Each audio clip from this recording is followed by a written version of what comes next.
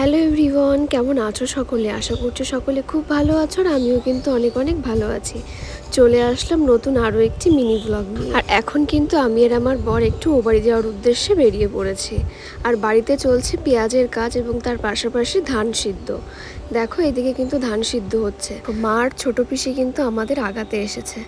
এখন আমরা গাড়ি নিয়ে কিন্তু বেরিয়ে পড়বো। আর দেখো বলতে বলতে কিন্তু আমরা বেরিয়েও পড়েছি। তো এখন দাঁড়িয়েছি একটু বাজারে কোল্ড ড্রিঙ্কস নেওয়ার জন্য।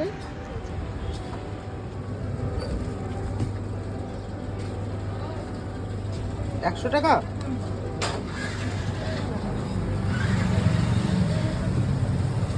বাটি আইসক্রিম খাওয়া। তুমি খাও। এখন আমরা রয়েছি রাস্তায়। এই যে বর আমাকে চশমা পরিয়ে দিয়েছে, বরের একটা চশমা। কেমন লাগছে আমাকে অবশ্যই কিন্তু তোমরা জানিও। আর এই যে ও একটা হ্যান্ডসাম বয়ের একটা সানগ্লাস পরেছে আর আমাকে এটা পরিয়ে দিয়েছে।